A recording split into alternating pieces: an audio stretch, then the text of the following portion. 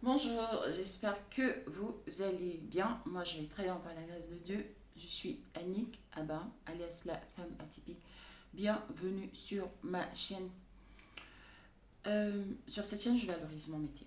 Je valorise mes congénères, ces hommes et femmes qui exercent deux petits métiers au quotidien pour subvenir à leurs besoins et à ceux de leur famille. Je parle d'entrepreneuriat. J'encourage les femmes à se lancer dans l'entrepreneuriat avec deux petits budgets parce que c'est exactement ce que j'avais fait. Je parle des changements que le Seigneur opère dans ma vie depuis que j'ai fait le choix de revenir à lui. Alors si tu es cette femme brisée, méprisée, rabaissée, chosifiée, on t'a souvent dit que ta vie ne vaut pas grand-chose, tu en es convaincu. Et cette vie justement aussi entre frustration, regret, amertume, colère, regret, dépression, jalousie, il t'arrive de noyer tes soucis dans de l'alcool, sache que tu es au bon endroit. Il y a quelques années, j'étais comme toi, peut-être même pire que toi. Je suis issue d'une famille chrétienne, j'ai reçu une éducation assez stricte, mais à mes 24 ans, j'ai décidé d'abandonner le Seigneur parce que je voulais aller découvrir autre chose. J'ai commencé à accumuler des mauvaises décisions, des mauvais choix. Ça a duré environ 12 à 13 ans jusqu'à ce que je devienne maman. Et là, je me suis dit, Annick, tu ne peux pas élever ton enfant en menant une vie aussi tumultueuse. Tu ne peux pas élever ton enfant en étant une femme toxique parce que oui, j'étais devenue une femme toxique. Je suis allée chercher des solutions. J'ai recommencé à lire, j'écoute des livres audio. Je me suis abonnée, d'ailleurs, je continue de le faire à toutes les chaînes YouTube qui pouvaient me permettre de m'améliorer. Je me suis abonnée à toutes les pages Facebook qui pouvaient me permettre d'atteindre mes objectifs. Pardon. Je suis des formations, je regarde des podcasts, vraiment, je prends tout ce qui est en mesure de me permettre de m'améliorer, d'être une meilleure version de moi-même. Bien sûr, je me suis imposé une discipline et j'ai associé tout cela à une vie de prière. Alors, si tu veux donner une orientation à ta vie, je ne te dis pas qu'il suffira de faire ça. Non. Identifie tes problèmes, fixe-toi des objectifs et impose-toi une discipline. Si ça a pu marcher pour moi, assurément, ça marchera pour toi. Aujourd'hui, je vais parler encore de mes frères. Vous allez m'excuser, mais je pense que vous commencez déjà à vous habituer. On ne peut pas faire autrement. En tout cas, on ne peut pas voir le mal et y feindre, ne pas le voir parce que ça fait longtemps que cela dure. Cette semaine, bon, je vais d'abord vous expliquer, hein, parce que, comme je vous dis déjà, moi je ne vends pas le rêve ici. Je suis en train de travailler entre deux pauses. Je m'arrête là. C'est le linge de mes clients, mon client Airbnb que je vais commencer à repasser tout à l'heure. Oui, j'étais d'abord en train de repasser le linge de la famille. Donc c'est ce gros tas que vous voyez là. Et bien on a aussi une partie là. Donc je vais aller ranger tout ça. Et ensuite je vais commencer.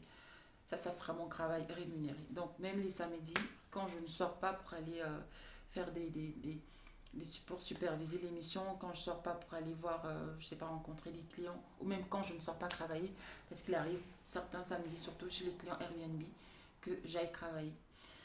Donc voilà, ah, c'est pas facile de chercher l'argent. Bref, ça c'était une parenthèse. Donc, je vais quand même vous montrer parce que je sais pas trop. Bon, la centrale elle est là. Et l'eau déminéralisée elle est là. Il reste plus grand chose. Donc voilà, je vous ai déjà montré parce que comme je vous dis, moi je suis pas là pour vendre du rêve.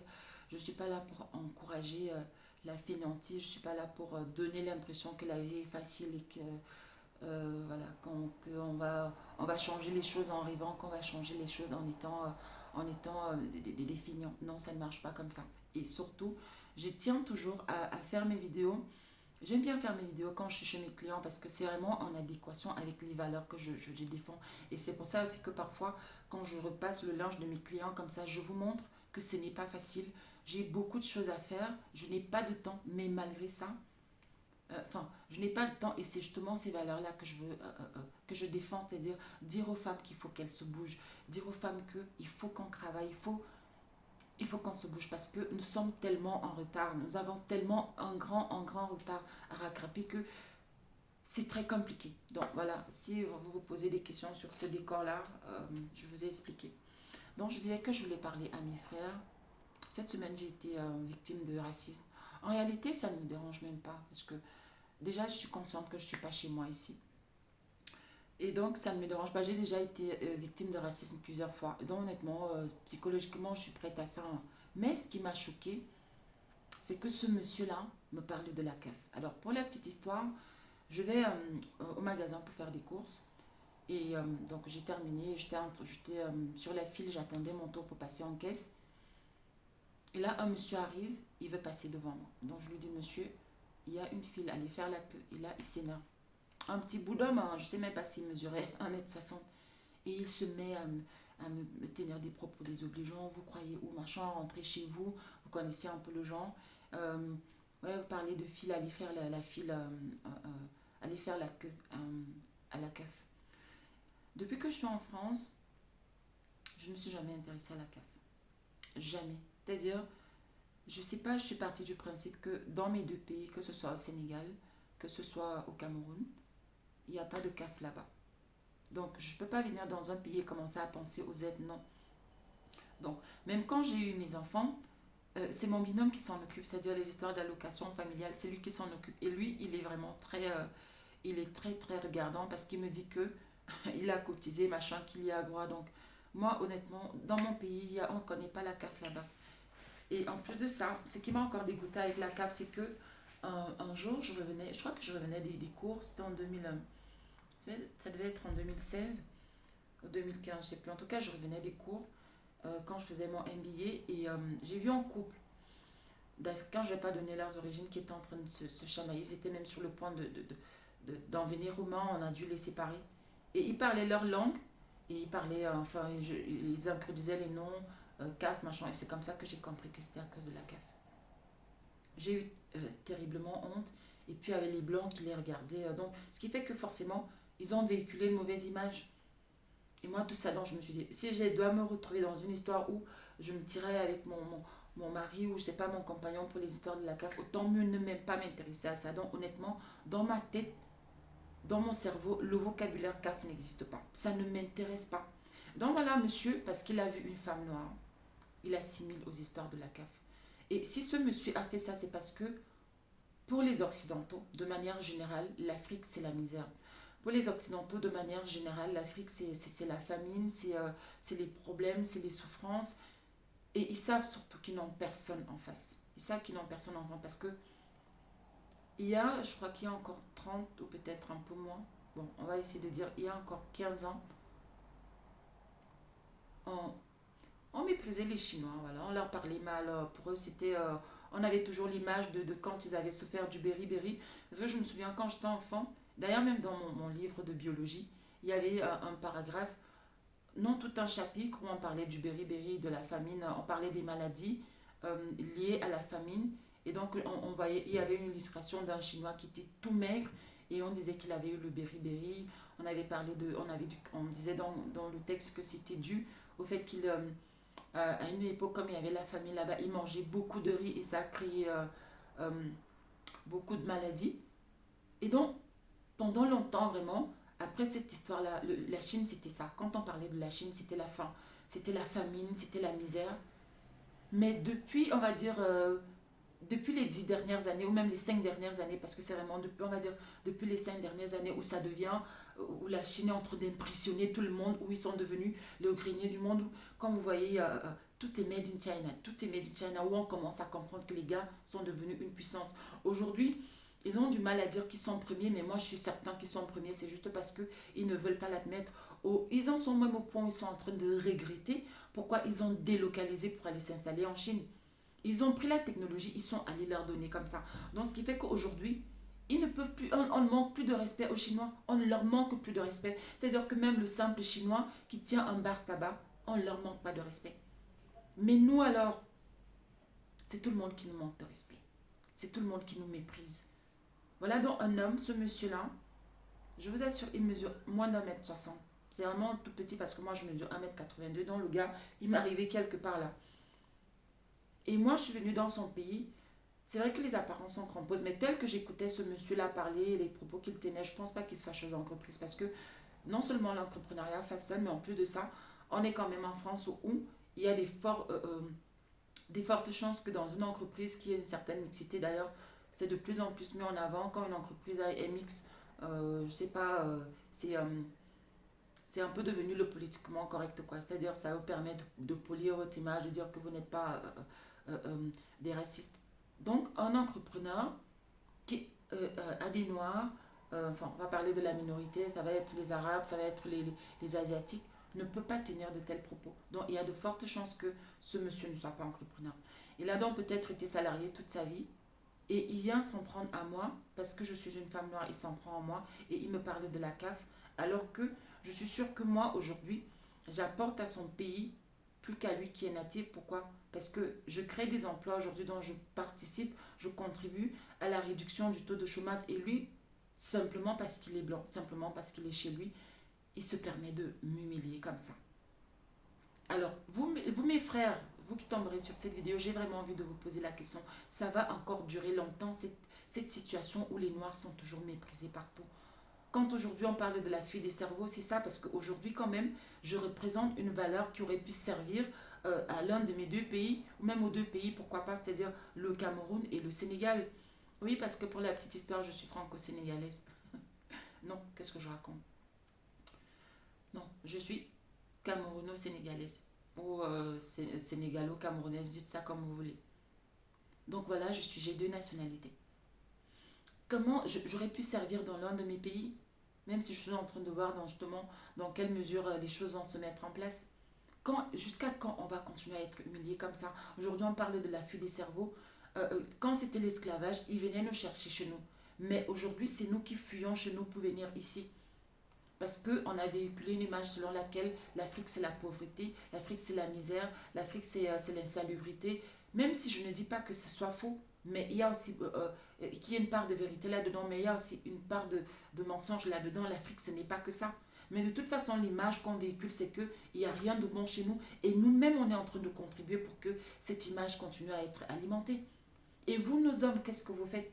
Vous nous avez dit qu'il fallait que nous soyons des femmes soumises, notre place est dans la cuisine pour nous occuper de votre ventre et dans la chambre pour nous occuper de votre bas-ventre. Vous avez voulu être des chefs, vous avez voulu être des leaders. Qu'est-ce que vous faites de ce leadership-là? Qu'est-ce que vous faites de votre position de chef pour que la situation du peuple noir change? Pour que la situation des Noirs change dans le monde? Pour qu'on ne nous regarde plus comme des moins que rien? Pour qu'on ne nous regarde plus comme des serpillères? Pour qu'on ne nous piétine plus? Qu'est-ce que vous comptez faire concrètement? Aujourd'hui, on est à l'heure du numérique, il n'y a plus de secrets. Parce que même les livres qui étaient cachés, on peut facilement en avoir accès à la version numérique, la version audio. On a accès aux informations, on tombe même sur des archives, on tombe sur des vidéos où les gens sont en train de comploter. J'ai vu une vidéo dernièrement sur TikTok où un monsieur est en train de, à l'issue d'un colloque, est en train de dire que ils sont en train de prendre des dispositions pour que la femme noire, la femme africaine n'accouche plus beaucoup. Et qu'est-ce que vous avez fait justement pour leur dire que vous n'allez pas toucher à nos femmes? Qu'est-ce que vous avez fait? Ce n'est pas de notre faute si leurs femmes n'accouchent pas. Le taux de natalité pour le cas de la France est en train de se réduire chaque année. En Allemagne, n'en parlons même pas. Ils étaient obligés d'aller chercher c'était même encore quel pays? Les Iraniens? Non, non, c'était pas les Iraniens. Le pays de Assad, là. Or, ça ne me vient pas. Ils sont allés chercher plein là-bas. Sans parler des pays comme la Suède qui sont en train de... Ils ne font même plus d'enfants. Et ils sont en train de ça, en plus de ça, ils sont en train de faire l'apologie comme Zach dit souvent, papa, papa, maman, maman. Donc ce n'est pas de notre faute si nous, on fait des enfants. Moi, j'aurais même voulu en faire 10, mais bon, moi, j'ai voulu prendre mon temps pour commencer, pour me lancer dans la maternité, mais sinon, là maintenant, je suis un peu vieille et puis j'ai plein de choses à faire, donc si je dois encore me lancer dans la maternité, là, ça va être compliqué. Mais celles qui peuvent le faire, qu'elles le fassent. L'Afrique n'a pas un problème de démographie. Mais qu'est-ce que vous faites concrètement? C'est-à-dire, les gens viennent, ils vous chosifient, ils vous maîtrisent, vous les hommes noirs, vous faites quoi? Vous êtes où? À quel moment, c'est-à-dire vous allez prendre vos couilles en main pour dire stop, ça suffit, on en a marre d'être chosifié, on en a marre d'être abaissé, on en a marre d'être la serpillère des autres. Quand est-ce que vous allez vous lever? Quand? Cette situation-là va continuer quand? Peut-être parce que comme vous n'êtes pas des hommes, vous n'êtes pas des femmes, limite peut-être que vous en foutez, mais moi je suis une femme, je connais les douleurs de l'enfantement et je ne tiens pas à ce que mes enfants, que mes petits-enfants, que mes arrière-petits-enfants soient des serpillères des autres. Je pense qu'on en a déjà assez, on a déjà assez donné, on a déjà assez souffert comme ça. Mais le problème, c'est que c'est vous qui avez les gouvernails, c'est vous qui avez les choses, vous avez voulu prendre les choses en main. Mais qu'est-ce que vous faites donc concrètement? Qu'est-ce que vous faites concrètement pour que les autres ne nous méprisent plus à ce point? Vous avez vu ça?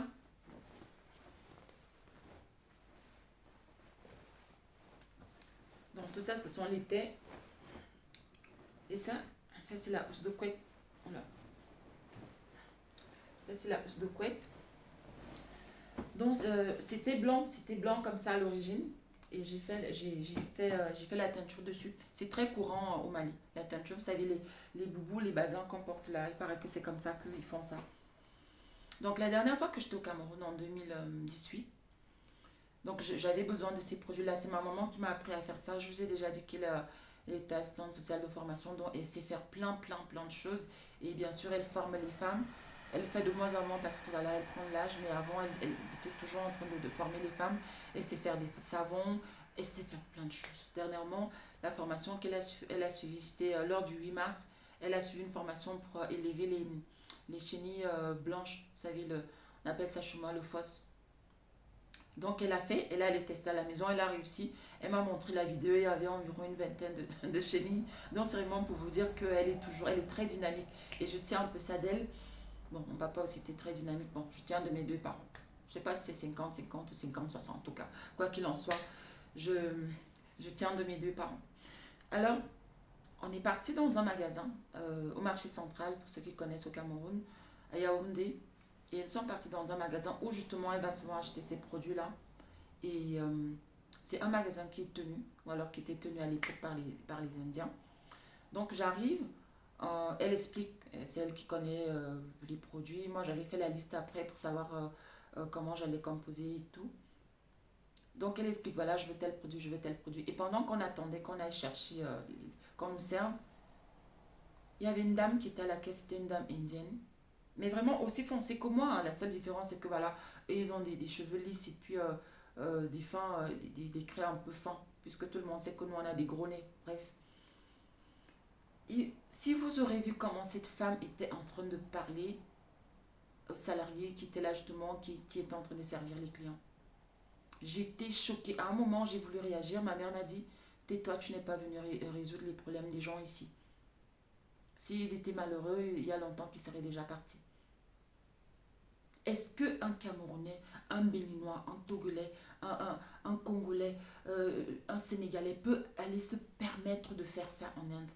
C'est-à-dire dans son magasin et il se permet de parler avec autant de mépris à un Indien. Il va être, il va être brûlé vif. Déjà qu'en Inde, il y a, je sais pas, je sais qu'en Inde, je sais pas si c'est répandu dans tout le pays, mais c'est qu'en Inde, il y a une partie de l'Inde où ils incinèrent leurs morts je sais pas si c'est un fleuve ou une rivière, mais en tout cas, ils incinèrent les gens là-bas. Donc c'est quelque chose qui est courant, c'est-à-dire on va te brûler vif tout de suite et ils vont venir piller ton magasin. Mais chez nous, il se permet de venir faire ça, dans l'impunité totale. Et donc vous, mes frères, je vous demande, est-ce que ça va encore durer longtemps?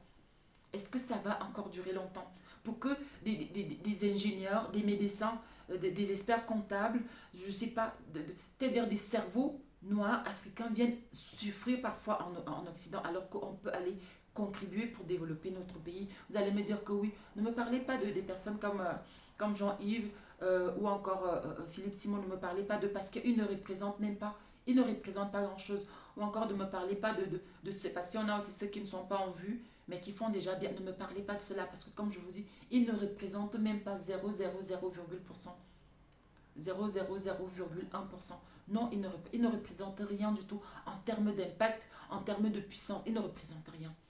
Donc, je vous demande, vous qui appartenez pardon, à cette clique-là qui est encore en train de rêver, qui vous intéressez qu'à l'apparence, allez acheter des vêtements, des chaussures pour fanfaronner sur les réseaux sociaux, pour chercher les femmes, pour chercher les maîtresses, pour chercher les petites, pour faire beaucoup d'enfants avec beaucoup de maîtresses. Abandonnez les femmes, abandonnez vos femmes avec vos enfants, abandonnez les femmes pour en faire des mères célibataires. Parce que vous parlez toujours des mères célibataires, c'est à croire que les femmes noires font des enfants seules. C'est à croire qu'elles font des enfants avec des poules ou avec des coqs. Alors que pour qu'il y ait un enfant, il faut qu'il y ait une femme et un homme. Je ne sais pas quand vous êtes souvent en train de tirer sur ces femmes-là, comment est-ce que... Pourquoi est-ce... En fait, c'est tout ça. C'est-à-dire que vous êtes des irresponsables, mais vous êtes toujours en train d'accuser les femmes. Donc, je vous demande, jusqu'à quand ça va continuer? dont nos petits-enfants, nos arrière-petits-enfants vont subir la même chose que nous. Donc ça voudrait dire que mes petits-enfants vont subir des humiliations comme celle que j'avais subie cette semaine où on me dit ouais, va t'aligner à la CAF. Alors que je ne connais même pas la direction de la CAF, juste parce que je suis noire. Ça va encore durer longtemps parce que ça fait déjà 2023 ans que ça dure. Ça va encore, on en est encore pour longtemps. Vous allez enfin vous décider à prendre, à porter vos couilles pour agir comme des hommes, pour pouvoir faire montre de votre virilité. Vous comptez le faire ou ça va encore continuer comme ça? Vous allez continuer à accuser les Occidentaux, vous allez continuer à dire que c'est de la faute des autres parce que vous n'êtes jamais responsable. Dites-moi un peu, les Occidentaux vous dépassent avec quoi? Ils ont quoi de plus que vous? Ils ont quoi de plus que vous? Comment est-ce que ça a pu être possible que Nicolas Sarkozy aille dire au Sénégal, en pleine terre africaine, que les Noirs ne sont pas entrés dans l'histoire? Parce que je ne sais pas trop, blablabla. Et tout récemment, c'est Emmanuel Macron qui est parti humilier le président nigérien. Déjà, Sarkozy l'a fait. Il n'y a eu aucune représailles, même pas d'incident diplomatique. Rien du tout. C'était l'occasion pour qu'on lui montre que, oh stop, tu nous humilies peut-être chez toi, mais quand tu viens ici chez nous, tu ne dois pas te permettre ça. Il ne s'est rien passé. Dernièrement, c'était le président Macron qui allait faire la même chose au Congo avec le président Tshisekedi. Et heureusement que monsieur Tshisekedi à un moment lui a dit, mais attends, tu te crois où? Et hop, on a vu retournement de situation. Il s'est retrouvé en train de boire. Et bien sûr, avec des jeunes noirs qui étaient en train de l'applaudir, qui étaient en train de faire des guignols avec lui, alors que c'était une occasion pour qu'on lui dise stop, tu ne vas pas sortir avec nous, tu ne vas pas traîner avec lui. On a vu un célèbre chanteur africain en train de faire mumuse avec lui. Parfois, tu te demandes, mais qu'est-ce qui ne va pas? Juste parce que voilà, c'était rien que pour sa gloire. Peut-être qu'on lui a donné l'argent, peut-être que non. Le simple fait de prendre plaisir à être avec le président français, pour lui, c'était le Graal, quoi. Même si il venait d'humilier son pays, même s'il venait d'humilier son président, même s'il venait d'humilier tout son peuple, c'était pas grave. Voilà. Tant que lui, il a son heure de gloire, le reste, il s'en fout. Et c'est ce qui nous caractérise. Et avant qu'il n'aille au Congo, il allait faire la même chose au Niger. Il a humilié le président du Niger dans une salle, je crois que c'était à l'université. À lui parler de ouais, mais avant de, je crois il avait dit soit avant de vous plaindre, régler déjà le problème de la climatisation. Il fait très chaud ici, un truc du genre. Et les jeunes étudiants qui étaient là ont commencé à applaudir Emmanuel Macron. Je pense même qu'à un moment, ça a énervé le président nigérien, il s'est levé, il est parti. C'était encore une occasion pour que les jeunes étudiants lui disent aussi président que tu sois, non, tu ne te permets pas de venir humilier notre président ici. On a peut-être des choses à lui reprocher, mais tu ne te permets pas. Alors vous allez être des hommes quand? Vous allez être des hommes quand? Vous avez voulu être des hommes, non? Vous avez dit que vous êtes le sexe fort. Ça va encore continuer longtemps. On va encore continuer à nous humilier, à nous tuer, à nous maltraiter, à nous vendre comme des esclaves. Il se dit que quelque part là-bas en Grèce, il y a plus de 3000 Noirs qui sont dans une île là-bas, parqués là-bas dans un camp de concentration. Qu'est-ce que vous faites concrètement pour que la situation du peuple noir change? Vous faites quoi? Vous faites quoi concrètement? Est-ce que vous n'avez pas honte? Il ne vous arrive pas de faire que le matin, quand vous vous levez, que vous puissiez vous dire, qu'est-ce que je peux faire pour que les choses changent? Il ne vous arrive pas de faire ça? Vraiment, ça va encore durer longtemps? Cette situation-là, elle va encore durer longtemps? Ou alors... ou alors, concrètement, comment est-ce que les choses vont se passer? Ça va encore durer longtemps. Nos petits-enfants vont aussi être humiliés comme nous. En tout cas, je voulais partager ça avec vous et inviter mes frères à se réveiller parce que ça ne va pas. Ça ne va pas. Je vous assure, tout le monde est en train de s'organiser sauf nous. Je chute par là. Il y a une épicerie non loin de chez moi qui était tenue par un couple marocain. Et donc, on échangeait de temps en temps. Il me disait, oui, on veut rentrer chez nous, on en a marre, on veut rentrer chez nous. Et j'avoue que je ne la prenais pas au sérieux. Jusqu'à ce qu'un jour, je parte là-bas et qu'il me présente à une dame, il me dit, ah, c'est celle-là qui va prendre le magasin, on a vendu, machin. Et donc, il me présente à la dame en me disant, c'est une fidèle cliente, elle est très gentille. Donc voilà, quelques temps après, donc ils sont partis et dans le magasin, ils devaient faire des travaux. Toutes les personnes, tous les artisans qui ont intervenu dans ce magasin, c'était les Indiens. Je ne sais pas s'ils sont indiens ou indo-pakistanais. En tout cas, ce sont ceux qui sont en train de racheter tous les commerces ici. Tous les artisans, je n'ai pas vu de noirs, je n'ai pas vu d'arabes, je n'ai pas vu de blancs. Ils étaient entre eux. Ces gens sont extrêmement bien organisés. Et quand ils arrivent ici, généralement la première génération ne s'intéresse pas, oui, je dois bien savoir parler français, machin truc. Ce qui les intéresse, c'est de chercher un local, de se lancer dans l'entrepreneuriat. Et très souvent soutenus par leur communauté. Vous allez les voir, ils vont acheter en commerce. Ce n'est pas parfois leur argent propre. C'est des aides, le système de tontine. Ils sont extrêmement bien organisés. Ils font les choses entre eux et ils sont en train de représenter une force. C'est-à-dire que où j'habite, j'en dénombre en moins de 3 km à la ronde, j'en dénombre 4. 4 magasins tenus par les Indo-Pakistanais. Et ils sont toujours entre eux. Et puis il y a un bar tabac qui est tenu par des Chinois. D'ailleurs, les Chinois sont en train de racheter tous les bars tabac en France, au point où ça devient même inquiétant. Ils font des documentaires, des reportages là-dessus. Ils sont en train de représenter une force. D'ici 20 ans, ils seront une puissance ici en France. Et nous, pendant ce temps, on sera quoi? Rien du tout. Rien du tout, comme depuis l'époque de la colonisation jusqu'à aujourd'hui. On ne sera rien du tout. Et ça, il faut qu'on commence à vous le dire en face, vous les hommes noirs, qu'il faut que vous vous réveillez parce que vous êtes molles, vous êtes faibles. Vous êtes molles, vous êtes faibles. Vous êtes seulement des hommes quand vous nous battez. Vous êtes seulement des hommes quand vous nous humiliez. Vous êtes seulement des hommes quand vous allez chercher d'autres femmes. Ça, j'ai déjà eu à le dire. Là, vous êtes des hommes. Quand vous parcourez les chaînes de télévision pour les débats télévisés, pour montrer comment vous êtes des intellectuels, comment vous parlez bien français. Là, vous êtes des hommes. Quand vous montrez comment vous avez des diplômes, comment vous avez étudié à la Sorbonne, comment vous avez étudié à Harvard, là, on sait vous reconnaître. Quand il faut commenter des matchs, débattre dans les Nganda, dans les bars, là, on sait vous retrouver. Parler, parler, parler. Mais quand il s'agit de passer à l'acte, on ne vous voit pas. On ne vous voit pas. Et les conséquences, on les connaît aujourd'hui. On est la risée de tout le monde. Personne ne nous respecte. Personne. Tout simplement parce que je suis noire, le gars me dit que tu vas t'aligner à la CAF. Parce que c'est cette image-là qu'on a de la femme noire en France. Beaucoup de bébés, la pauvreté, la CAF. Alors que je ne sais même pas où elle se trouve, la CAF. Tout ça pourquoi? Parce qu'ils savent qu'ils n'ont personne en face. Si j'avais été une Chinoise, ils n'allaient pas se permettre de me dire ça. Ils savent qu'ils n'allaient pas se permettre de me dire ça. Parce qu'il peut avoir des problèmes. La Chine aujourd'hui, on n'a même pas besoin. Les gars sont puissants. Aujourd'hui, on en est au point où si vous vous amusez avec un Chinois dans la rue, le gars saisit son ambassade, vous allez avoir des problèmes. C'est-à-dire que le gouvernement français peut même intervenir juste pour essayer de calmer les choses. Genre, on ne s'amuse plus avec les Chinois. Pourquoi? Parce qu'ils sont devenus puissants. Alors nous, on voudrait qu'on nous respecte. On voudrait que les gens nous considèrent comme des humains alors que on ne fait rien. On attend que ce soit les autres qui font. Qui va faire? Personne ne va le faire. Personne ne viendra changer notre condition à notre place. Bref, je vais m'arrêter là. Merci pour ceux qui sont en train d'arriver, pour les nouveaux abonnés. Merci pour ceux qui like. Merci pour ceux qui commentent. Merci vraiment pour le soutien. Parce que voilà, comme vous pouvez le comprendre, que ce soit pour sensibiliser, pour parler aux femmes, pour encourager les femmes de se bouger, de ne plus être des assistées, de ne plus être les femmes au foyer, parce qu'on est resté longtemps des femmes au foyer, on est resté longtemps des consommatrices, comme vous nous appelez, et on a vu le résultat. Il faut que les femmes noires commencent à se bouger, il faut que les femmes noires se réveillent, parce qu'on a longtemps dormi, on est longtemps resté là à attendre que vous étiez, on a longtemps cru que vous alliez faire les choses, on est resté longtemps à nous dire que oui, la femme c'est le mariage, non, non, non.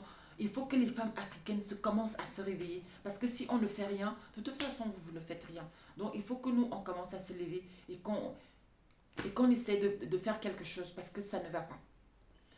Donc, il faut que tout le monde participe. Il faut que tout le monde contribue pour que la situation... Si on peut tabler sur 2030. Ou non, 2030 ici. Non, 2040.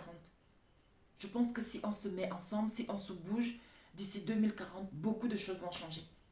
Beaucoup de choses, c'est-à-dire la condition de l'homme noir va commencer à changer d'ici 2040. Mais pour que ça se fasse, il va falloir que chacun de nous se batte. Et se battre, ce n'est pas prendre les armes, non, ce n'est pas ça. Ça se passe dans la tête, ça se passe dans le comportement. C'est-à-dire tu te disciplines, tu dis, à partir d'aujourd'hui, je veux que quand on me voit, qu'on soit fier de me voir. Je ne veux plus me retrouver dans des histoires de médiocrité, dans des histoires sales, dans des histoires d'alcool, dans des histoires... C'est comme ça, l'autodiscipline. Chacun de nous doit le faire. C'est-à-dire, si tu étais dans des histoires bizarres, non, tu commences à te discipliner. Si tes collègues savaient que tu n'étais pas sérieux, que tu étais finant, tu commences à changer. Parce que tu représentes une communauté. Chacun de nous doit se dire qu'il représente une communauté. Que le Seigneur vous bénisse. Que le Seigneur me bénisse et à très prochainement pour une nouvelle vidéo. Tchuss.